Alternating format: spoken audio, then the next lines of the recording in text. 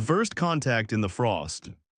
Captain Nisha Patel stared at the anomalous readings on the bridge of the EDF Himalaya, humanity's most advanced deep space vessel. The signal didn't match anything in their database, and it was coming from just beyond Neptune's orbit. Lieutenant Rodriguez, enhance that signal, she ordered, her dark eyes fixed on the holographic display. Something about the energy signature seemed deliberately patterned, artificial. Signal enhanced, Captain, Rodriguez reported, his fingers dancing across the haptic interface. It's structured, definitely not natural phenomenon. Nisha straightened in her command chair, her mind racing through first contact protocols that until now had been purely theoretical. Dr. Kimura, your analysis. The ship's xenobiologist adjusted her spectacles, studying the data stream. The radiation pattern suggests advanced propulsion technology, but it's degrading. If it's a ship, it's in trouble. Multiple heat signatures detected, announced Chief Security Officer Kwesi Akoro, his deep voice tight with tension. They're biological, Captain, we're picking up life signs. Nisha took a deep breath. Humanity had dreamed of this moment for centuries, first contact with an alien species. But no one had expected it to happen like this, on a routine patrol of the outer solar system. All stations, this is not a drill. Initiate First Contact Protocol Alpha. Dr. Kimura, prep Medical Bay for possible xenobiological containment. Lieutenant Rodriguez, begin universal greeting broadcast on all frequencies. Chief Akoro, I want weapons powered but offline defensive posture only. As her crew efficiently carried out their orders, Nisha studied the alien vessel through the Himalaya's primary viewport. It was massive, easily 3 times their size, with an organic-looking design that seemed to flow like liquid metal. But there were obvious signs of damage, great rents in the hull that sparkled with escaping atmosphere. Captain, Rodriguez called out, we're receiving a response. It's adapting to our communication protocols. A holographic display materialized in the center of the bridge. The image was distorted, but Nisha could make out a figure. It appeared humanoid, but with iridescent scaled skin and multiple pairs of eyes arranged in a symmetric pattern around its head. This is High Scholar Ven of the Xeraxian Science Vessel Enlightenment, the figure spoke, its words automatically translated by their AI. We seek asylum, our ship is critically damaged, we are refugees. Nisha leaned forward. I am Captain Nisha Patel of the Earth Defense Force vessel Himalaya. We stand ready to render assistance. Please state the nature of your emergency. The alien's multiple eyes blinked in sequence. Earth, Defense Force, you are from the third planet, the hazard zone. That's correct, Nisha replied, nodding the strange designation. We can begin rescue operations immediately. Impossible, the alien whispered. Your world is classified as Zone X-139 in our databases, a death world. No intelligent life could evolve there, the gravity alone. I assure you we are very real, Nisha said firmly. And very capable of helping you. How many survivors do you have? 23 in emergency stasis. 5 active crew including myself. We are fleeing the Hive Collective. They destroyed our home system. We made a blind jump to escape, but our drive core is failing. Chief Akoro stepped closer to Nisha. Captain, their ship's structural integrity is dropping. We have maybe 2 hours before complete failure. Nisha nodded. High Scholar Ven, we're initiating emergency docking procedures. Our medical teams will be ready to receive your wounded. You don't understand, Ven's voice was urgent now. Our atmospheric requirements, our biological structure, your world's gravity would crush us, your oxygen levels would be toxic. Dr. Kimura spoke up.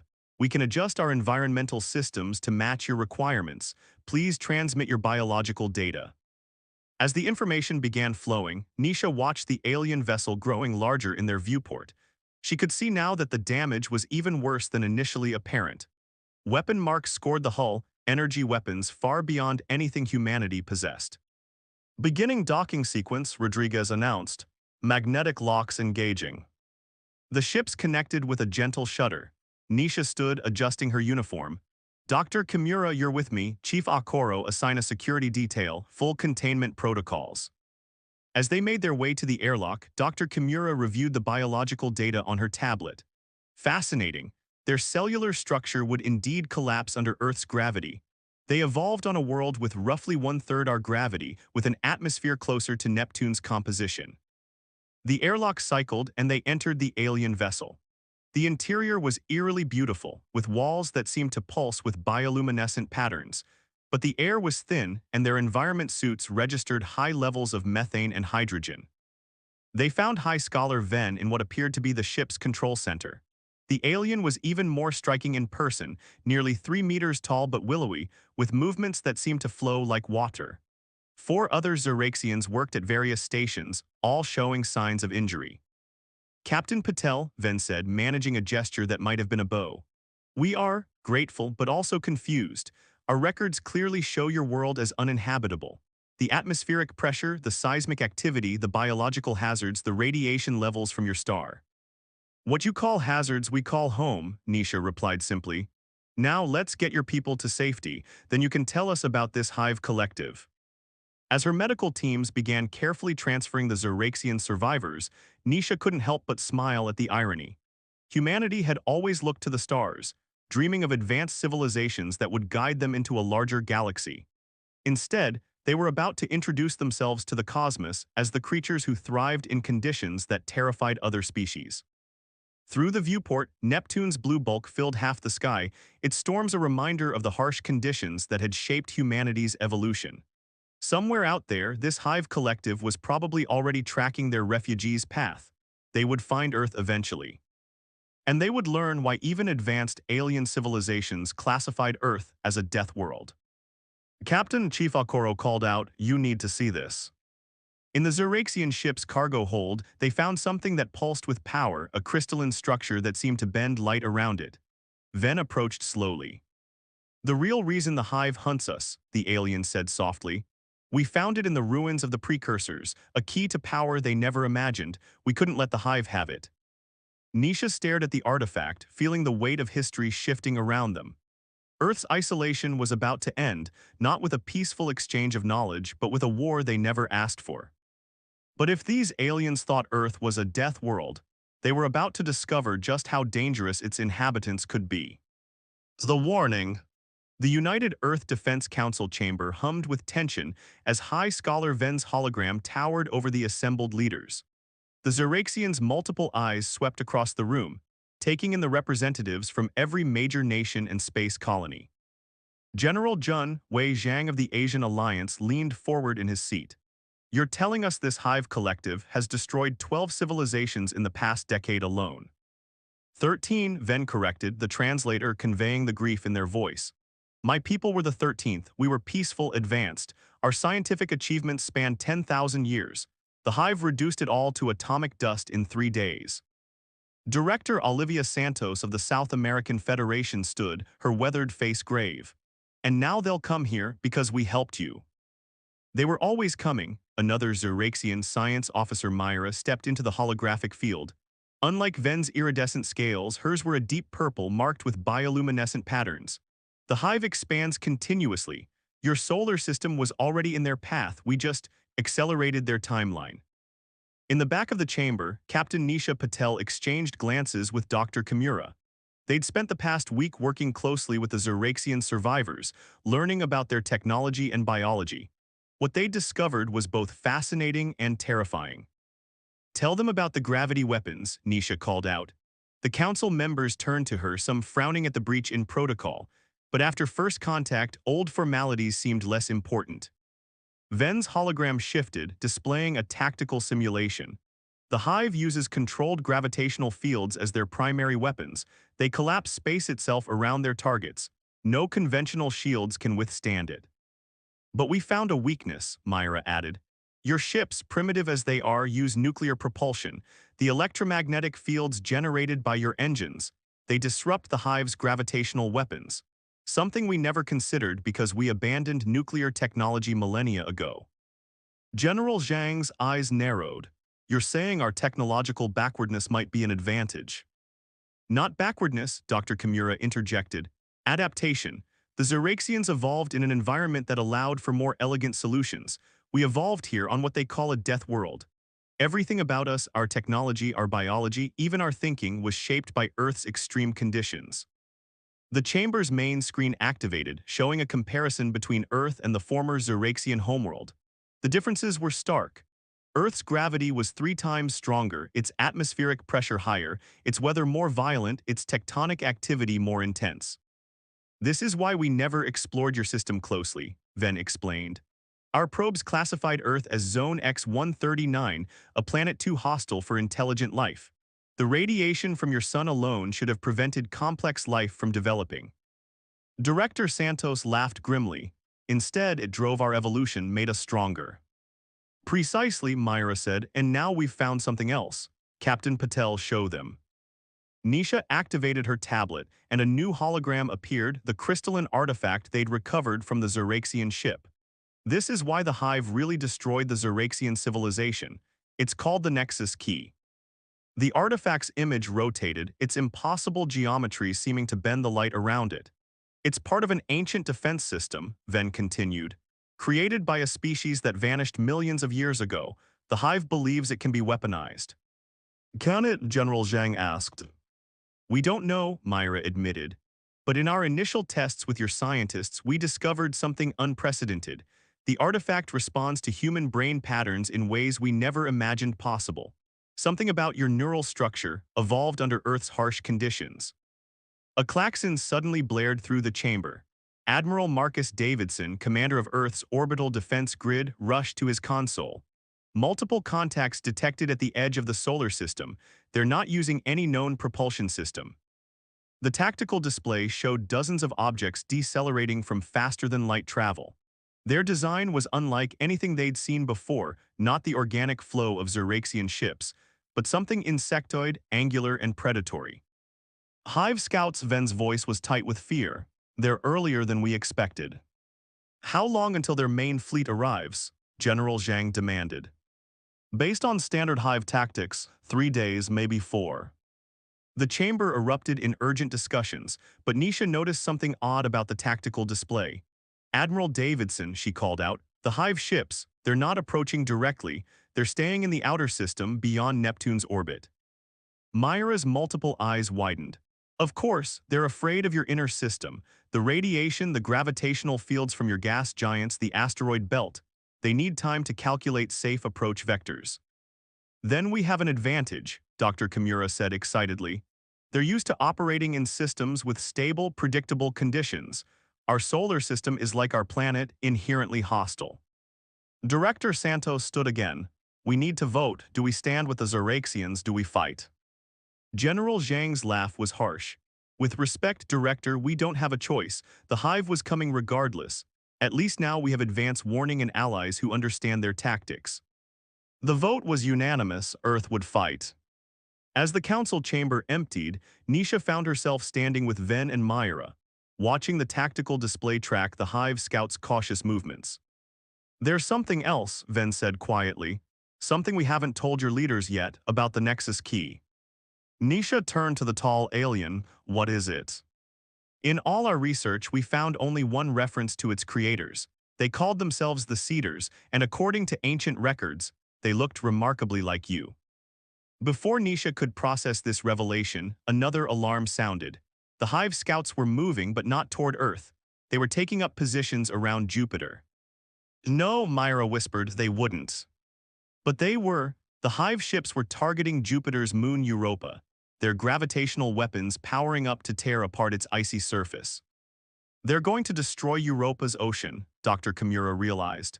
Eliminate any chance of native life developing there. This isn't just an invasion. It's extinction, Venn finished, of any world that could potentially produce more Deathworld species like humanity. Nisha watched the tactical display, her jaw tight. The Hive didn't just want to conquer Earth. They wanted to ensure nothing like humanity ever evolved again. The war for survival was about to begin, and humanity's greatest weapons would be the very conditions that had forged them, the hostile environment that other species feared to tread. In the depths of space, the Hive Scouts began their attack on Europa, unaware that they had just made a crucial mistake. They had revealed their fear of what humanity represented. And on Earth, preparations for war began, led by creatures who had evolved to thrive in conditions that terrified the rest of the galaxy. Adaptation. Dr. Rajesh Kumar wiped sweat from his brow as he made final adjustments to the prototype shield generator. Around him, In the vast underground facility beneath the Himalayas, hundreds of engineers and scientists worked alongside their Xeraxian counterparts. The air hummed with power as they pushed Earth's technology to its limits. "The radiation stabilizer is still fluctuating," he muttered, watching the readings climb. "We need more power." His Xeraxian colleague, technical specialist Zara, moved with fluid grace in her modified environment suit. "Perhaps that's the problem, Dr. Kumar. We're trying to stabilize the radiation when we should be using it." Rajesh paused, considering. The Xeraxians had been shocked to learn that humans had developed technology to harness nuclear power, something they considered too dangerous and unpredictable. But then, humans had evolved under the constant radiation of their yellow sun. "Lieutenant Ortiz," he called out, "can you reconfigure the containment field to channel the radiation instead of blocking it?" Maria Ortiz, a nuclear engineer from Mexico's Advanced Defense Division, was already moving to the controls. Like a magnifying glass, focus it instead of filtering it. Above them, on the observation deck, Captain Nisha Patel watched with High Scholar Ven. In the week since the Hive Scouts had destroyed Europa's ocean, Earth had transformed. Every nation had united in a desperate race to prepare for the coming invasion. "Your people continue to surprise us," Ven said, their multiple eyes tracking the activity below. "You take what we consider hazards and turn them into weapons." A holographic display showed the latest satellite feed. The Hive fleet had grown to over 200 ships, still holding position near Jupiter. They were being cautious, methodical, everything humanity was not. "Contact," the facility's AI announced suddenly. Multiple Hive vessels breaking formation, approaching Mars orbit. Nisha grabbed her comm unit. "All stations, this is not a drill, first wave incoming. Implement Operation Thunderstorm." Throughout the facility, warning lights flashed. On the main screen, they watched as 30 Hive ships accelerated toward the inner solar system. Their angular, insectoid forms bristled with gravitational weapons. "They're testing our defenses," General Zhang's voice came over the comm. "Planetary shield network is online, all orbital platforms ready." The first Hive ship fired as it passed Mars, its gravitational weapon distorting space itself. The beam struck Earth's newly installed shield grid, and something unexpected happened. Instead of trying to block the gravitational attack, the shield absorbed it, channeled it through the radiation-enhanced matrices, and reflected it back. The Hive ship's own weapon torn it apart. "It worked," Dr. Kumar shouted, his eyes fixed on the readings. The radiation actually strengthened the gravitational reflection. But the Hive adapted quickly. Their next volleys came from multiple angles, coordinated with mathematical precision. Earth's shields held, but power readings began to fluctuate. "They're targeting our magnetic poles," Admiral Davidson reported from Orbital Command, "trying to disrupt our planetary field." That's when humanity unveiled its first surprise. Hidden bases across the asteroid belt activated, revealing thousands of small, automated drones. Built with hybrid human-Xeraxian technology, they used the belt's natural radiation and magnetic fields to mask their presence. The drones swarmed the Hive ships from behind, their simple nuclear-powered weapons proving surprisingly effective against the aliens' advanced shields. The Hive formation broke, their perfect geometric patterns disrupting as they tried to deal with an attack style their tactical computers couldn't predict. Now Nisha ordered, "Launch the Leviathans." From underwater bases in Earth's oceans, massive submarines modified for space combat rose on pillars of nuclear fire. They were ugly, brutal things, built to operate under crushing pressures. The Hive ships tried to target them with gravitational weapons, but the submarine's dense armor and electromagnetic fields made them surprisingly resistant. "This is Leviathan Actual," Commander Yuki Tanaka's voice was calm over the comm. "Beginning attack run." The space submarines closed with the Hive ships, using maneuvers developed for underwater combat that made no sense in space, but worked precisely because they were so illogical. Their nuclear torpedoes created localized radiation storms that played havoc with Hive systems. In the command center, Science Officer Myra studied the battle with growing amazement. They're using the radiation as cover, like deep-sea creatures using thermal vents to hide from predators. "Evolutionary adaptation," Dr. Kimura agreed. "We learn to use our environment's hazards to our advantage. The Hive expects space combat to follow certain rules. We never learned those rules." The battle raged for hours. Earth lost 3 Leviathans and hundreds of drones, but 17 Hive ships were destroyed or disabled. The survivors finally retreated to rejoin their main fleet. But there was no time to celebrate. The Nexus key, stored in a heavily shielded chamber, had begun to pulse with increasing power during the battle. Dr. Kumar's instruments detected quantum fluctuations that defied analysis. "It's responding to the combat," Ven observed. "Or perhaps to the way humans are fighting, using radiation and pressure and gravity as tools instead of obstacles." Nisha studied the artifact. "You said the Cedars looked like humans. What if they were like us? Deathworld survivors who learned to turn their harsh environment into an advantage." Before anyone could respond, a new alert sounded. The main Hive fleet was moving, all 200 ships advancing in perfect formation. But they weren't heading directly for Earth.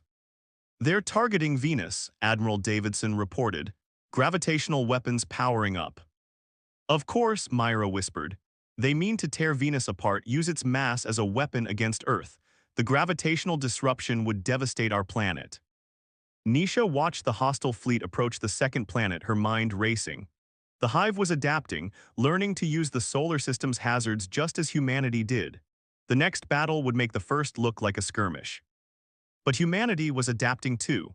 In labs and factories around the world, engineers were already incorporating lessons from the first engagement.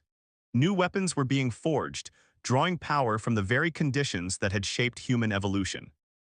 "They still think like beings from a safe, stable world," Dr. Kumar observed, watching the Hive fleet's methodical advance. "They see only the dangers in our system." "And that's their weakness," Nisha finished. "They don't understand that danger can be a tool, that radiation can power shields, that pressure can drive engines, that gravity can be turned against itself." In the depths of space, the Hive fleet began its attack on Venus, unaware that they were about to face creatures who had spent millions of years learning to survive in conditions just as harsh. The real test of adaptation was about to begin. And Earth's defenders, children of a death world, were ready to show the galaxy why evolution had made them so dangerous. The counter-strike. Venus burned. The Hive fleet's gravitational weapons had torn open the planet's crust, releasing rivers of molten metal into space.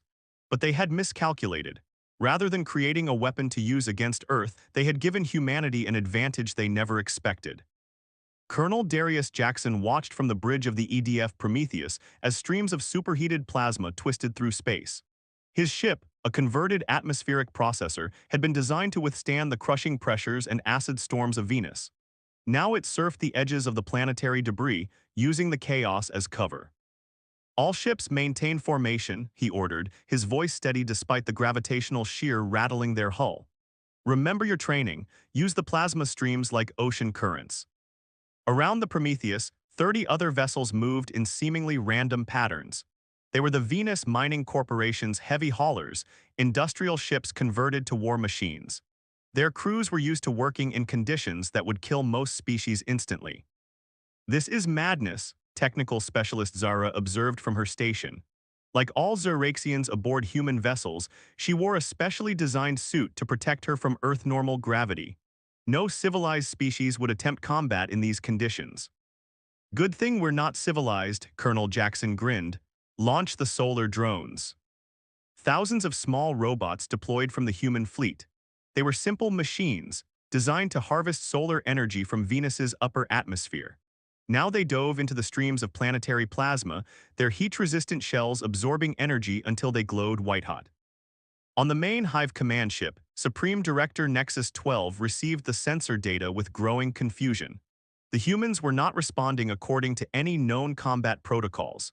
Instead of retreating from the destruction of Venus, they were moving deeper into the chaos. "Multiple small objects approaching," their tactical officer reported.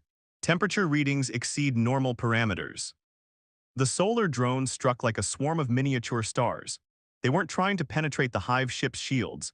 Instead, they detonated in proximity, releasing waves of concentrated solar plasma. The energy overloaded the gravitational field generators, creating cascading failures throughout the Hive fleet. Now Colonel Jackson ordered, "All ships commence Operation Sunfire." The converted mining ships accelerated, their reinforced hulls plowing through streams of Venus matter. They had loaded their cargo holds with technologically simple but devastatingly effective weapons, containers of supercompressed oxygen. When released into the plasma streams, the oxygen created expanding spheres of nuclear fire.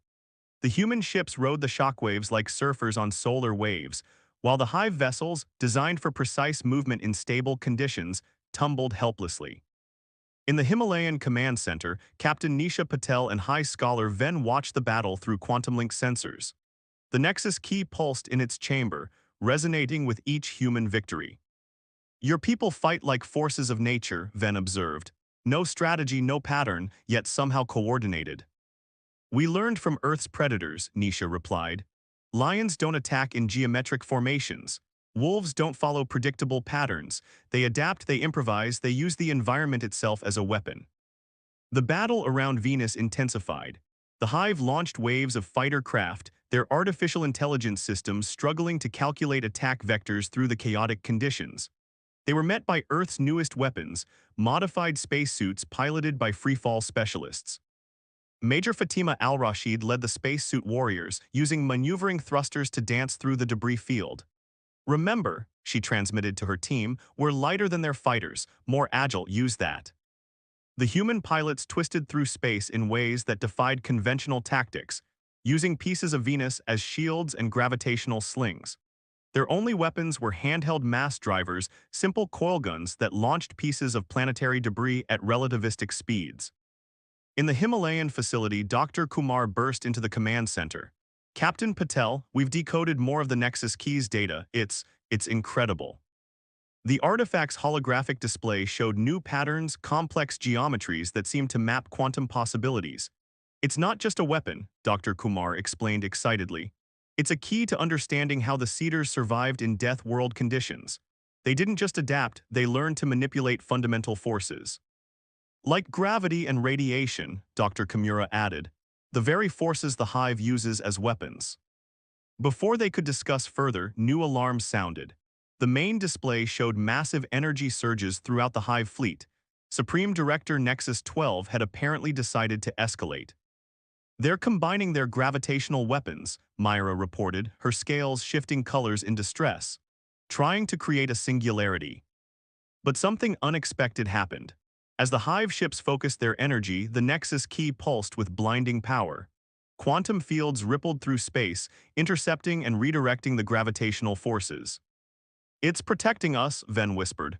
No, it's protecting humanity, the Cedars' legacy recognizing their descendants. Colonel Jackson's voice crackled over the comm. All ships press the advantage, the Hive's weapons are being disrupted. The battle turned into a rout. Human vessels, crude but resilient, smashed through the Hive's suddenly vulnerable formations.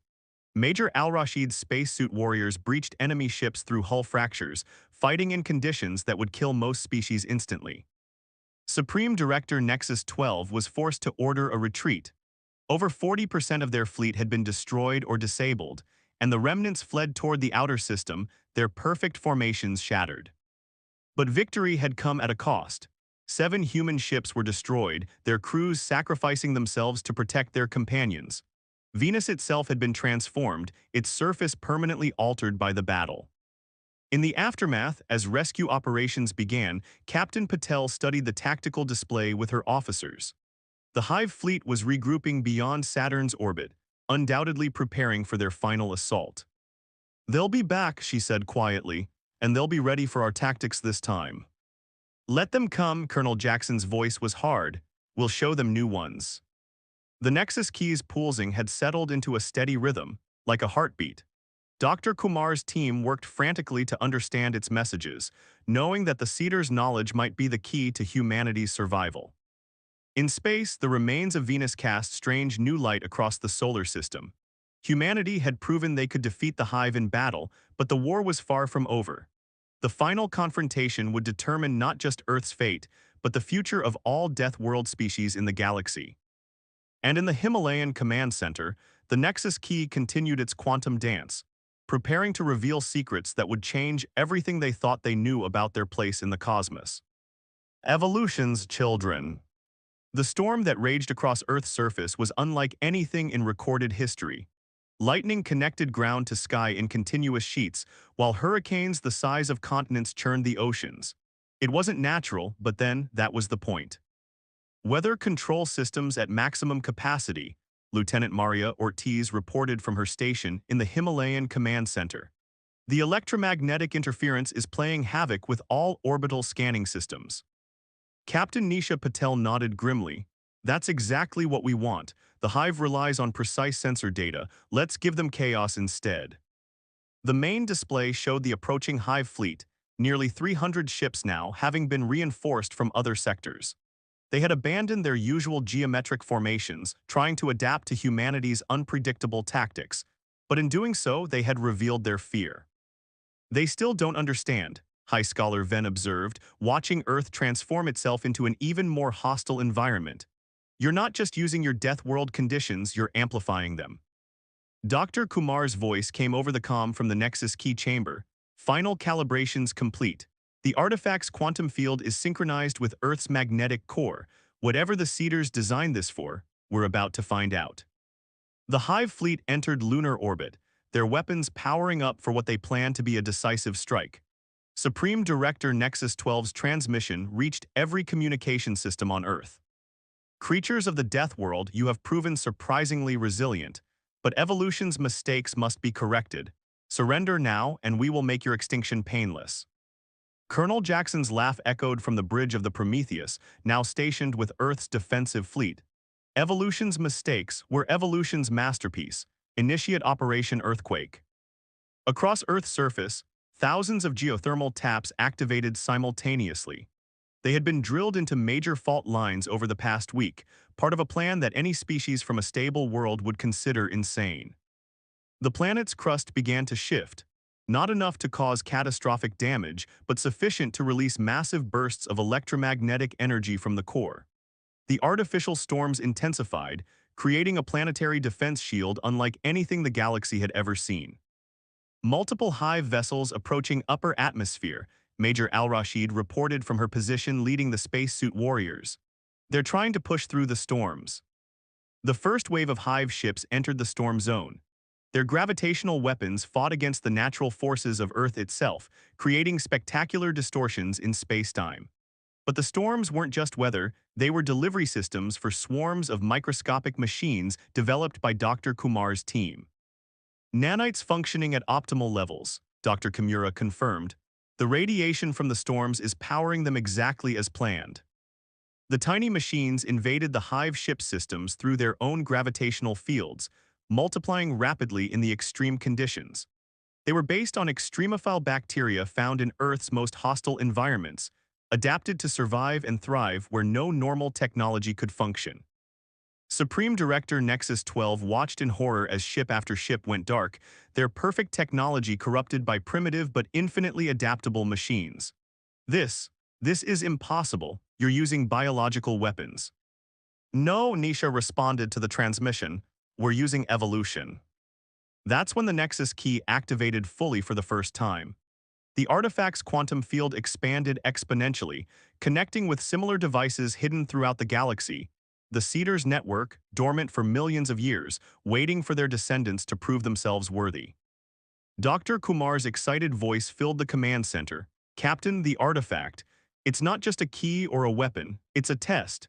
The Seeders left these devices to find other Deathworld species who could survive, adapt, and thrive. The quantum field reached out to every ship in Earth orbit, but its effect on the Hive vessels was devastating. Their gravitational weapons backfired catastrophically, as if rejected by space itself. The Seeders' technology recognized them as a force of stagnation, opposed to the dynamic evolution they had valued.